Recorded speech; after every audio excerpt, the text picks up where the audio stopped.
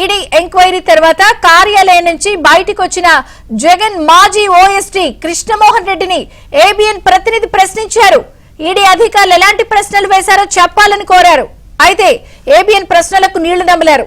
ABN mic ను చూసి అక్కడి నుంచి పరుగులు తీశారు. ఏబిఎన్ ప్రతినిధికి సమాధానం చెప్పలేక ఓ ఆటో ఎక్కి వేగంగా వెళ్లిపోయారు.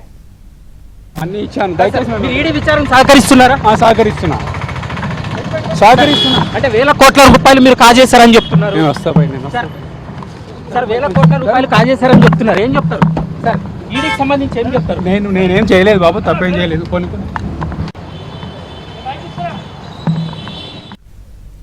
ఏబిఎన్ ప్రశ్నలకు నీళ్లు నమిలిన కృష్ణమోహన్ రెడ్డి ఆటోలో వెళ్లిపోయారు. ఏపీ లిక్కర్ స్కామ్ సంబంధించి అడిగిన ప్రశ్నల విషయంలో అసలు ఏం జరిగింది, పూర్తి వివరాలు ప్రతినిధి ప్రవీణ్ అందిస్తారు. ప్రవీణ్,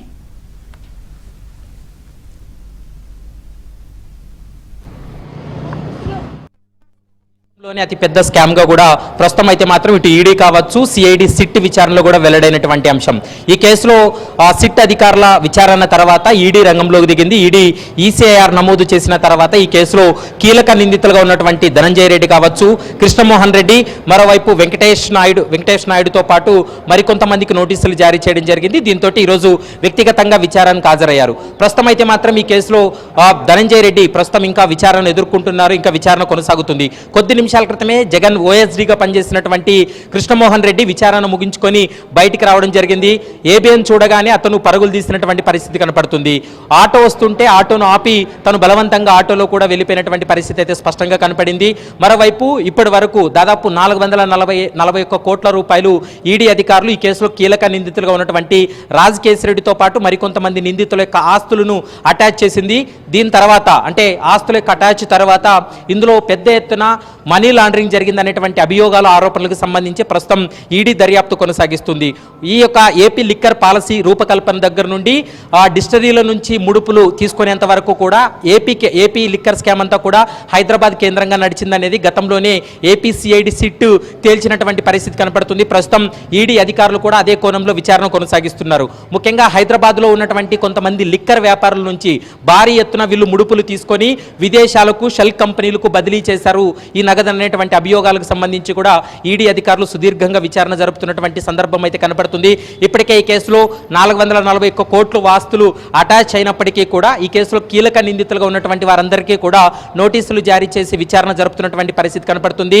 ధనంజయ రెడ్డిని గడిచినటువంటి దాదాపు 2 గంటల పాటు అతని విచారణ జరిపి స్టేట్మెంట్ రికార్డ్ చేస్తున్నారు. మరోవైపు వెంకటేష్ నాయుడును కూడా ప్రస్తుతం ఆ స్టేట్మెంట్ రికార్డ్ చేస్తున్నటువంటి పరిస్థితి కనపడుతుంది.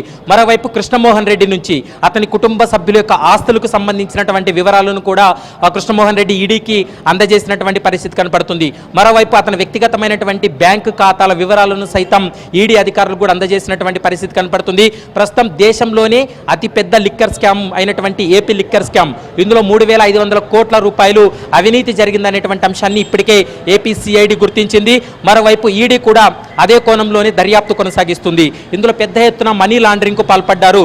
షెల్ కంపెనీలకు నగదును బదిలీ చేశారు. షెల్ కంపెనీలకు ఈ యొక్క ముడుపుల ద్వారా వచ్చినటువంటి నగదును వీళ్ళు విదేశాలకు బదిలీ చేశారనేటువంటి ఆరోపణలు ఉన్నాయి. కాబట్టి వాటికి సంబంధించే సుదీర్ఘంగా విచారణ జరుపుతున్నటువంటి పరిస్థితి కనపడుతుంది. వారి వ్యక్తిగత ఆస్తుల నుంచి వారి కుటుంబ సభ్యులపై ఉన్నటువంటి ఆస్తుల వివరాలతోటి నేడు వ్యక్తిగతంగా విచారణకు హాజరు కావాలంటూ కూడా నోటీసులో పేర్కొనడంతో ఈ రోజు వ్యక్తిగతంగా విచారణకు కూడా హాజరైనటువంటి పరిస్థితి. ఈ రోజు సాయంత్రం వరకు కూడా వాళ్ళని విచారణ జరిపి స్టేట్మెంట్ రికార్డ్ చేస్తారు. మరోవైపు ఇందులో కీలక నిందితుడిగా ఉన్నటువంటి అప్పటి సీఎం జగన్మోహన్ రెడ్డి ఓఎస్డీ కృష్ణమోహన్ రెడ్డిని గంటన్నరకు పైగా విచారణ జరిపారు. ఎప్పుడు విచారణకు ఆదేశించిన అందుబాటులో ఉండాలంటూ కూడా అతనికి ఈడీ ఆదేశించింది. ఈడీ విచారణ ముగించుకొని బయటికి రాగానే ఏబిఎన్ ప్రతినిధులు అంటే అక్కడికి వెళ్ళి ఏబిఎన్ ప్రశ్నించినటువంటి సమయంలో అతను అక్కడి నుండి పరుగులు తీసినటువంటి పరిస్థితి కనపడుతుంది. ఒక ఆటో వస్తే ఆటోలో తను పరారైనటువంటి పరిస్థితి కనపడుతుంది. ప్రస్తుతం ఈ కేసుకు సంబంధించి ఇంకా ముగ్గురు కీలక నిందితులైతే మాత్రం ఈడీ విచారణ చేస్తుంది. వారి యొక్క విచారణ తర్వాత రేపు ఎల్లుండి కూడా మరికొంతమందిని ఈ కేసులో విచారణకు పిలిచేటువంటి అవకాశం ఉంటుంది. ఇందులో కీలక నిందితుడిగా ఉన్నటువంటి రాజకేశ్వరెడ్డి ఎవరైతే ఉన్నాడో ఇతన్ని కూడా నోటీసులు జారీ చేసి విచారణ జరిపేటువంటి అవకాశాలు ఉన్నాయి. అతని స్టేట్మెంట్ తర్వాత ఈ కేసులో ఇప్పటి వరకు కేవలం ఏపీ సిఐడి సిట్ మాత్రమే వీళ్ళందరినీ కూడా అరెస్ట్ చేసింది. చాలా మందిని జైలుకు పంపించింది. తర్వాత వాళ్ళు బెయిల్పై బయటకు రావడం జరిగింది. ప్రస్తుతం ఈడీ కూడా మనీ లాండరింగ్ కోణంలో విచారణ కొనసాగిస్తుంది. షెల్ కంపెనీలకు అక్రమంగా ఈ నగదును బదిలీ చేశారనేటువంటి ఆరోపణలు ఉన్నాయి. ఆ విధంగా విచారణలో వెల్లడైనట్లయితే ఖచ్చితంగా ఈడీ కూడా మరికొంతమంది ఈ కేసులో కీలక నిందితులు ఉన్నటువంటి వారందరినీ కూడా అరెస్ట్ చేసి జ్యుడిషియల్ రిమాండ్ కూడా తరలించేటువంటి అవకాశం ఉంటుంది. మొత్తం ఏపీ లిక్కర్ పాలసీ హైదరాబాద్ కేంద్రంగా నడిచింది. హైదరాబాద్ లోని ముడుపులను వీళ్ళు వసూలు చేశారు.